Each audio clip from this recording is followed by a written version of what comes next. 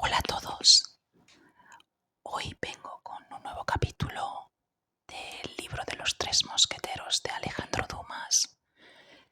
Hace mucho tiempo que no estaba por aquí, que no venía por aquí con un nuevo vídeo. La verdad es que hoy es la verbena de San Juan, así que creo que es el peor día para grabar ASMR porque se van a oír los petardos de fondo. Espero que no se oigan de una manera muy molesta y que podáis relajaros con esta lectura. Vamos allá. Capítulo 3. La audiencia. El señor de Treville estaba en aquel momento de muy mal humor. Sin embargo, saludó cortésmente al joven, que se inclinó hasta el suelo y sonrió al recibir su cumplido, cuyo acento bearnés le recordó a la vez su juventud y su región. Doble recuerdo que hace sonreír al hombre en todas las edades.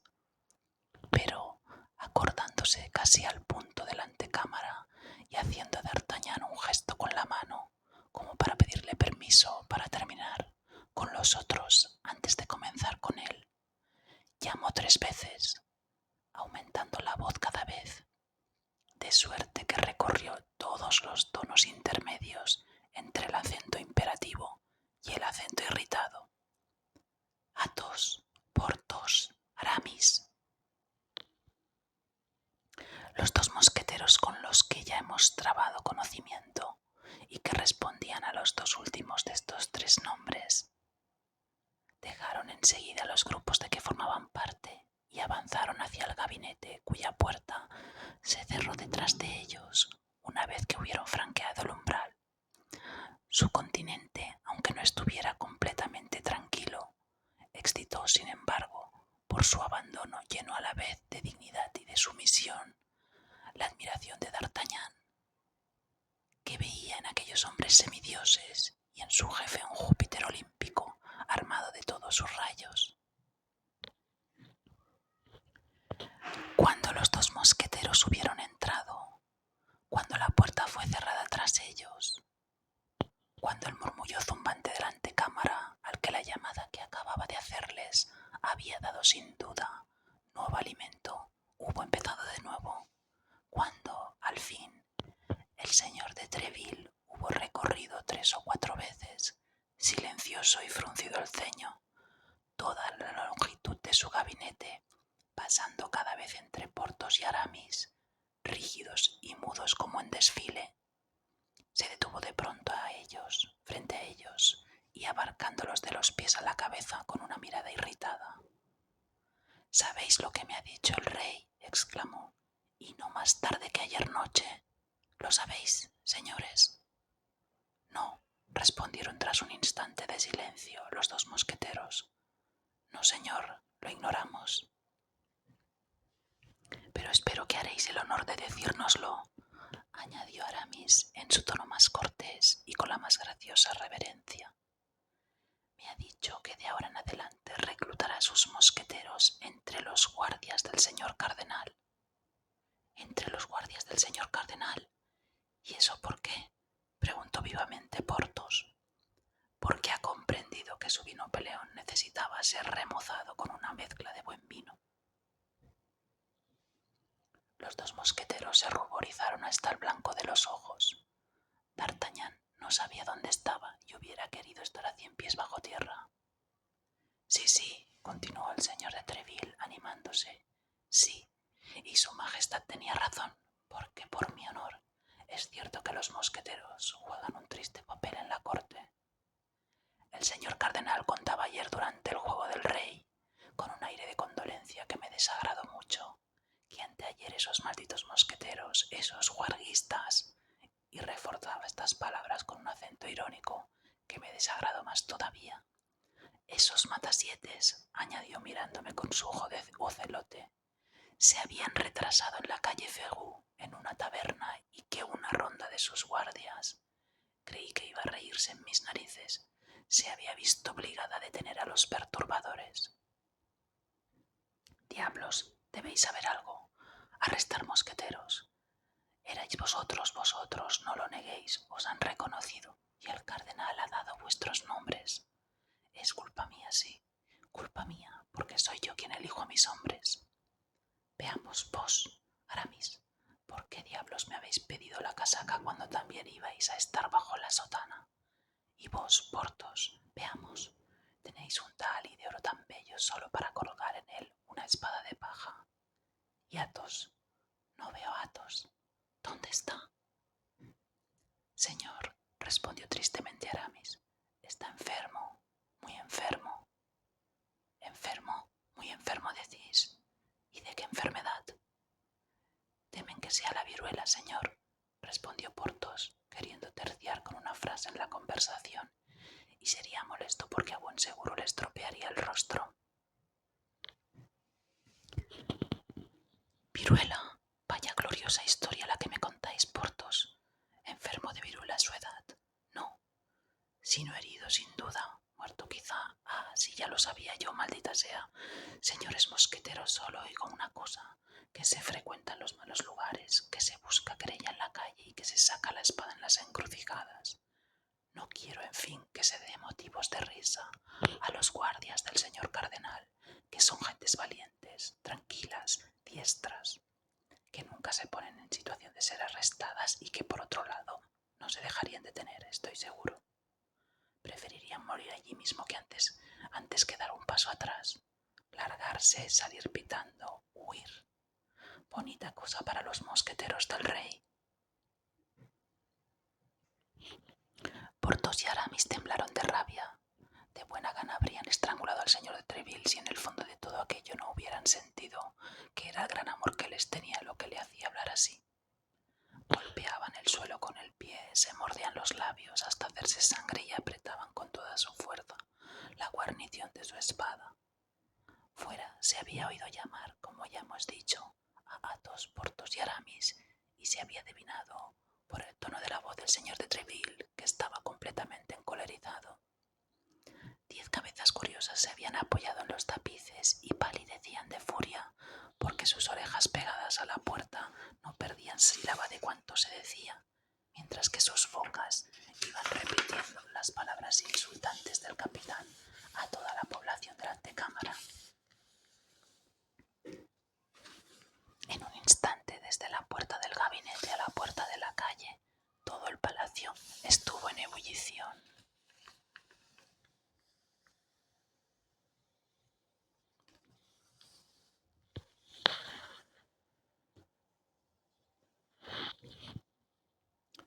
Los mosqueteros del rey se hacen arrestar por los guardias del señor cardenal, continuó el señor de Treville, tan furioso por dentro como sus soldados, pero cortando sus palabras y hundiéndolas una a una, por así decir, y como otras tantas puñaladas en el pecho de sus oyentes.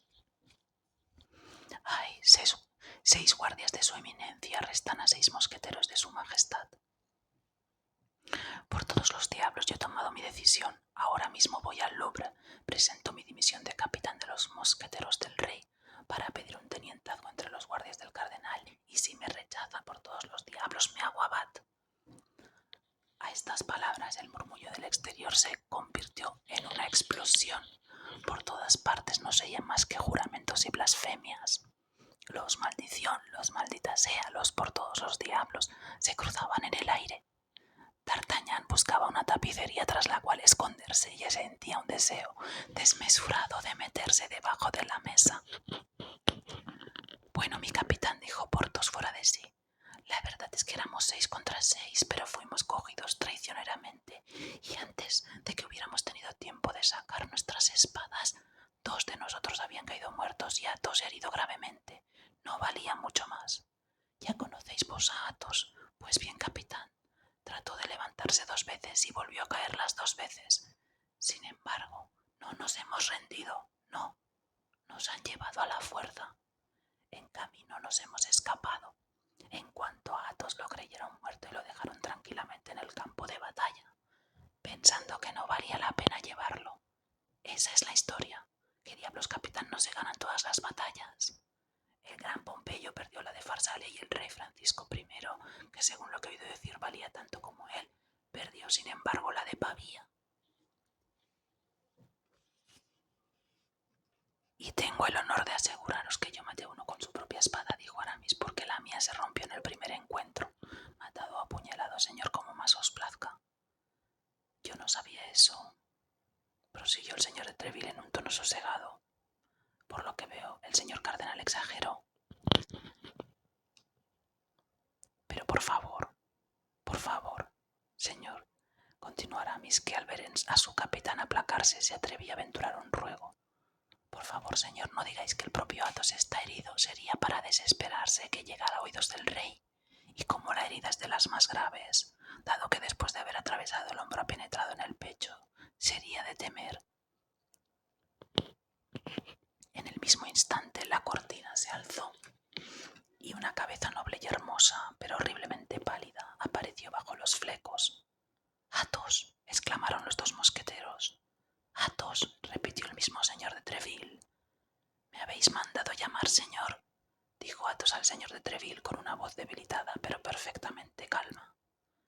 «Me habéis llamado por lo que me han dicho mis compañeros y me apresuro a ponerme a vuestras órdenes. Aquí estoy, señor. ¿Qué me queréis?». Y con estas palabras, el mosquetero, con firmeza irreprochable, ceñido como de costumbre, entró con paso firme en el gabinete. El señor de Treville, emocionado hasta el fondo de su corazón por aquella prueba de valor, se precipitó hacia él. «Estaba diciéndoles a estos señores», añadió, «que prohíbo a mis mosqueteros exponer su vida sin necesidad, porque las personas valientes son muy caras al rey y el rey sabe que sus mosqueteros son las personas más valientes de la tierra. Vuestra mano, Athos». Y sin esperar a que el recién venido respondiese por sí mismo a aquella prueba de afecto, el señor de Treville cogía su mano derecha y se la apretaba con todas sus fuerzas, sin darse cuenta de que Athos, cualquiera que fuese su dominio sobre sí mismo, dejaba escapar un gesto de dolor y palidecía aún más, cosa que habría podido creerse imposible. La puerta había quedado entreabierta. Tanta sensación había causado la llegada de Athos, cuya herida, pese al secreto guardado, era conocida de todos. Un murmullo de satisfacción acogió las últimas palabras del capitán, y 2 o 3 cabezas arrastradas por el entusiasmo aparecieron por las aberturas de la tapicería. Iba sin duda el señor de Treville a reprimir con vivas palabras aquella infracción a las leyes de la etiqueta, cuando de pronto sintió la mano de Athos crisparse en la suya, y dirigiendo los ojos hacia él se dio cuenta de que iba a desvanecerse. En el mismo instante Athos, que había reunido todas sus fuerzas para luchar contra el dolor, vencido al fin por él, cayó al suelo como si estuviese muerto. «¡Un cirujano!», gritó el señor de Treville. «El mío, el del rey, el mejor. Un cirujano. Si no, maldita sea, mi valiente Athos va a morir». A los gritos del señor de Treville, todo el mundo se precipitó en su gabinete, sin que él pensara en cerrar la puerta a nadie, afanándose todos en torno del herido. Pero todo aquel afán hubiera sido inútil si el doctor exigido no hubiera sido hallado en el palacio mismo.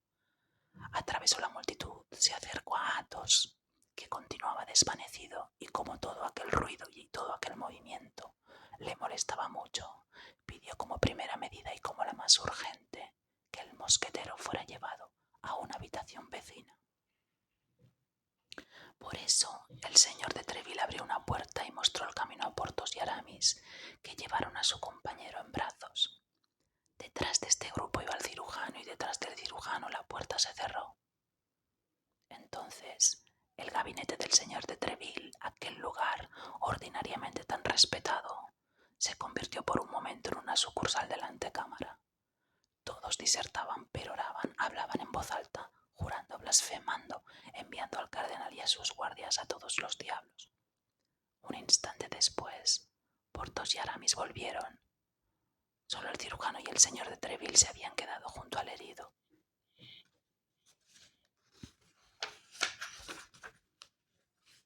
Por fin, el señor de Treville regresó también.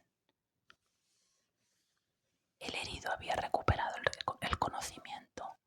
El cirujano declaraba aquel estado del mosquetero nada tenía que pudiese inquietar a sus amigos, habiendo sido ocasionada su debilidad pura y simplemente por la pérdida de sangre. Luego el señor de Treville hizo un gesto con la mano y todos se retiraron, excepto D'Artagnan, que no olvidaba que tenía audiencia y que, con su tenacidad de Gascón, había permanecido en el mismo sitio.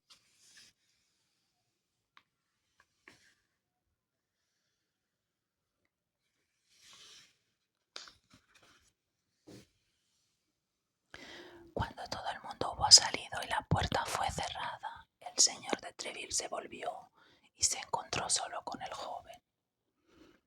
El suceso que acababa de ocurrir le había hecho perder algo el hilo de sus ideas. Se informó de lo que quería el obstinado solicitante. D'Artagnan entonces dio su nombre y el señor de Treville, trayendo a su memoria de golpe todos sus recuerdos del presente y del pasado, se puso al corriente de la situación. Perdón, le dijo sonriente. Perdón, querido compatriota, pero no os había olvidado por completo. ¿Qué queréis? Un capitán no es nada más que un padre de familia cargado con una responsabilidad mayor que un padre de familia normal. Los soldados son niños grandes, pero ¿cómo debo hacer que las órdenes del rey y sobre todo las del señor cardenal se cumplan? D'Artagnan no pudo disimular una sonrisa. Ante ella, el señor de Treville pensó que no se la sabía con un imbécil y, yendo derecho al grano, cambiando de conversación, dijo: «Quiero mucho a vuestro padre. ¿Qué puedo hacer por su hijo? Daos prisa, mi tiempo no es mío». «Señor», dijo D'Artagnan, «al dejar Tarbes y venir aquí, me proponía pediros en recuerdo de esa amistad cuya memoria no habéis perdido, una casaca de mosquetero. Pero después de cuanto he visto desde hace 2 horas, comprendo que un favor semejante sería enorme y tiemblo de no merecerlo». «En efecto, joven, es un favor», respondió el señor de Treville, «pero quizá no esté tan por encima de vos como creéis o fingís creerlo. Sin embargo, una decisión de su majestad ha previsto este caso y os anuncio con pesar que no se recibe a nadie como mosquetero antes de la prueba previa de algunas campañas, de ciertas acciones de brillo o de un servicio de 2 años en algún otro regimiento menos favorecido que el nuestro». D'Artagnan se inclinó sin responder nada. Se sentía aún más deseoso de endosarse el uniforme de mosquetero, desde que había tan grandes dificultades en obtenerlo. «Pero», prosiguió Treville, fijando sobre su compatriota una mirada tan penetrante que se hubiera dicho que quería leer hasta el fondo de su corazón, «pero por vuestro padre, antiguo compañero mío, como os he dicho, quiero hacer algo por vos, joven. Nuestros cadetes de Bearn no son por regla general ricos, y dudo de que las cosas hayan cambiado mucho de cara desde mi salida de la provincia. No debéis tener para vivir demasiado dinero que hayáis traído con vos». D'Artagnan se irguió con un ademán orgulloso que quería decir que él no pedía limosna a nadie. «Está bien, joven, está bien», continuó Treville. «Ya conozco esos ademanes. Yo vine a París con 4 escudos en mi bolsillo y me hubiera batido con cualquiera que me hubiera dicho que no me hallaba en situación de comprar el Louvre». D'Artagnan se irguió más y más. Gracias a la venta de su caballo comenzaba su carrera con 4 escudos más de los que el señor de Treville había comenzado la suya. «Debéis, pues», decía yo, «tener necesidad de conservar lo que tenéis, por fuerte que sea esa suma, pero debéis necesitar también perfeccionaros en los ejercicios que convienen a un gentilhombre. Escribiré hoy mismo una carta al director de la Academia Real y desde mañana os recibirá sin retribución alguna. No rechacéis este pequeño favor. Nuestros gentilhombres de mejor cuna y más ricos lo solicitan a veces sin poder obtenerlo. Aprenderéis el manejo del caballo, esgrima y danza, haréis buenos conocimientos y de vez en cuando volveréis a verme para decirme cómo os encontráis y si puedo hacer algo por vos». Por desconocedor que fuera D'Artagnan de las formas de la corte, se dio cuenta de la frialdad de aquel recibimiento.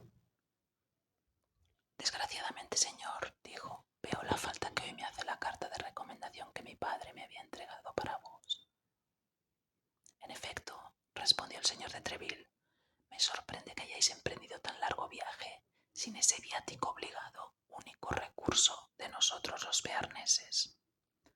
Lo tenía, señor, y a Dios gracias en buena forma, exclamó D'Artagnan, pero me fue robada pérfidamente. Y contó toda la escena de Meung, describió al gentilhombre desconocido en sus menores detalles, todo ello con un calor y una verdad que encantaron al señor de Treville. Sí que es extraño, dijo este último pensando. ¿Habíais hablado de mí en voz alta? Sí, señor, sin duda cometí esa imprudencia. ¿Qué queréis? Un hombre como el vuestro debía servirme de escudo en el camino. Juzgad si me puse a cubierto a menudo. La adulación estaba muy de moda entonces, y el señor de Treville amaba el incienso como un rey o como un cardenal. No pudo impedirse, por tanto, sonreír con satisfacción visible, pero aquella sonrisa se borró muy pronto, volviendo por sí mismo a la aventura de Meung. Decidme, repuso, ¿no tenía ese gentil hombre una ligera cicatriz en la sien? Sí, como lo haría la rozadura de una bala. ¿No era un hombre de buen aspecto? Sí. ¿Y de gran estatura? Sí. Pálido de tez y moreno de pelo. Sí, eso es. ¿Cómo es, señor, que conocéis a ese hombre? Ah, si alguna vez lo encuentro, y os juro que lo encontraré aunque sea en el infierno. Esperaba una mujer, prosiguió Treville. Al menos se marchó tras haber hablado un instante con aquella a la que esperaba. ¿No sabéis cuál era el tema de su conversación? Él le entregaba una caja, le decía que aquella caja contenía sus instrucciones y le recomendaba no abrirla hasta Londres. Era inglesa esa mujer. La llamaba Milady. Él es, murmuró Treville, él es, y yo le creía aún en Bruselas. Señor, ¿sabéis quién es ese hombre? Exclamó D'Artagnan. Indicadme quién es y dónde está y os libero de todo, incluso de vuestra promesa de hacerme ingresar en los mosqueteros, porque antes que cualquier cosa quiero vengarme.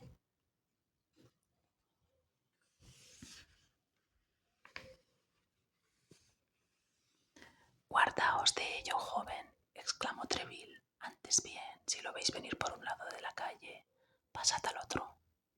No os enfrentéis a semejante roca. Os rompería como un vaso. Eso no impide, dijo D'Artagnan, que si alguna vez lo encuentro. Mientras tanto, prosiguió Treville, no lo busquéis, si tengo algún consejo que daros.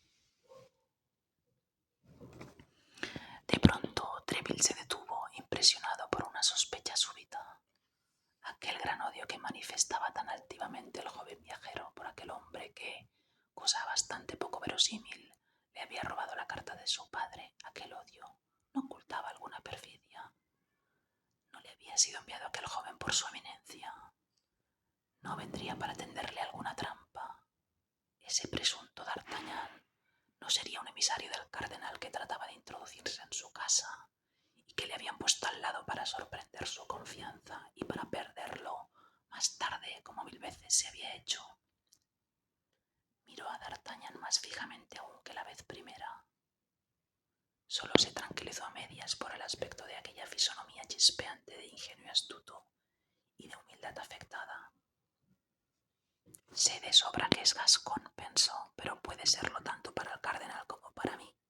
Veamos, probémosle.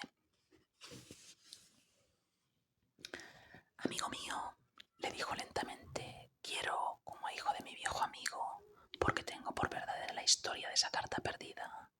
Quiero, dijo, para reparar la frialdad que habéis notado ante todo en mi recibimiento, descubriros los secretos de nuestra política.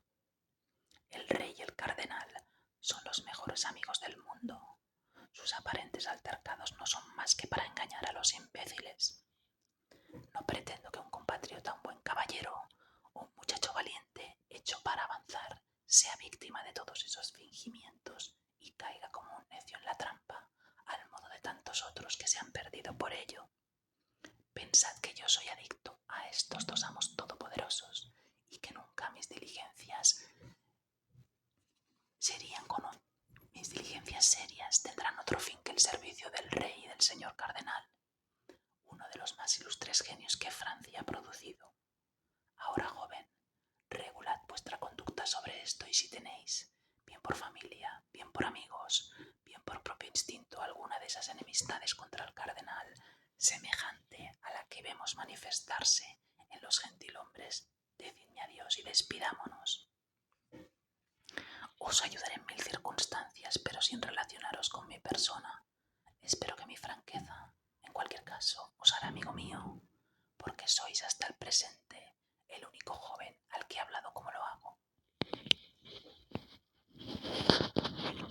Treville se decía aparte para sí: si el cardenal me ha despachado a este joven zorro, a buen seguro él, que sabe hasta qué punto lo execró, no habrá dejado de decir a su espía que el mejor medio de hacerme la corte es echar pestes de él. Así, pese a mis protestas, el astuto compadre va a responderme con toda seguridad que siente horror por su eminencia. Ocurrió de muy otra forma como esperaba Treville.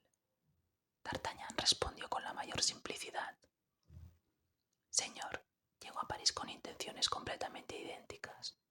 Mi padre me ha recomendado no aguantar nada salvo del rey, del señor cardenal y de vos, a quienes tiene por los 3 primeros de Francia. D'Artagnan añadía el señor de Treville a los otros 2, como podemos darnos cuenta, pero pensaba que este añadido no tenía por qué estropear nada. Tengo, pues, la mayor veneración por el señor cardenal, continuó, y el más profundo respeto por sus actos. Tanto mejor para mí, señor, si me habláis, como decís, con franqueza, porque entonces me haréis el honor de estimar este parecido de gustos. Mas si me habéis tenido alguna desconfianza, muy natural por otra parte, siento que me pierdo diciendo la verdad, pero tanto peor. Así no dejaréis de estimarme, y es lo que quiero más que cualquier otra cosa en el mundo. El señor de Treville quedó sorprendido hasta el extremo. Tanta penetración, tanta franqueza, en fin, le causaba admiración, pero no disipaba enteramente sus dudas.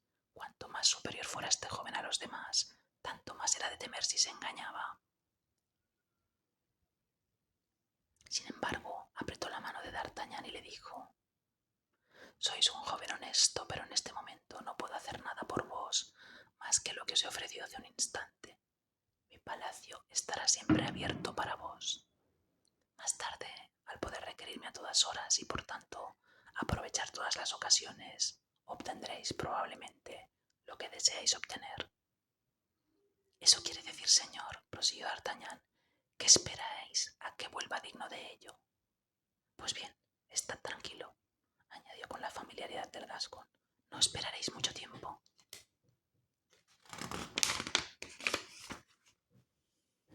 Y saludó para retirarse, como si el resto corriesen adelante de su cuenta. Pero esperad, dijo el señor de Treville deteniéndolo. Os he prometido una carta para el director de la academia. Sois demasiado orgulloso para aceptarla, mi joven gentilhombre. No, señor, dijo D'Artagnan. Os respondo que no ocurrirá con esta como con la otra.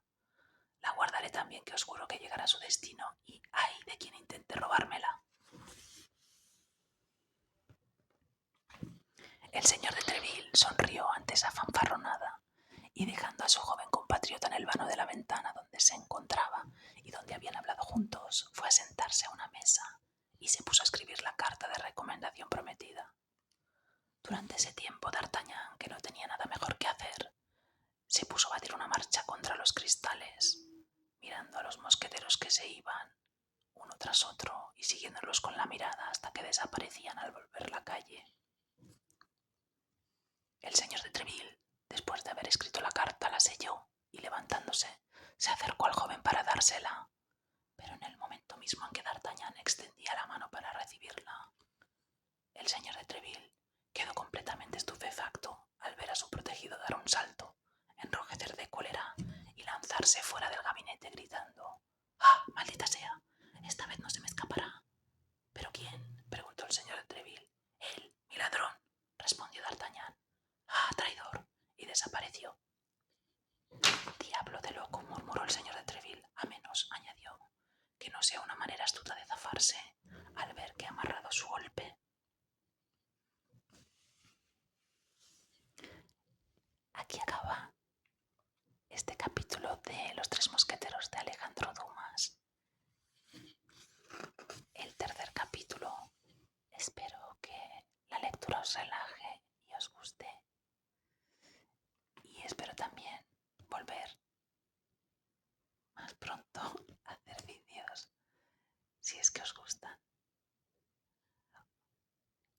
descanséis y durmáis muy bien.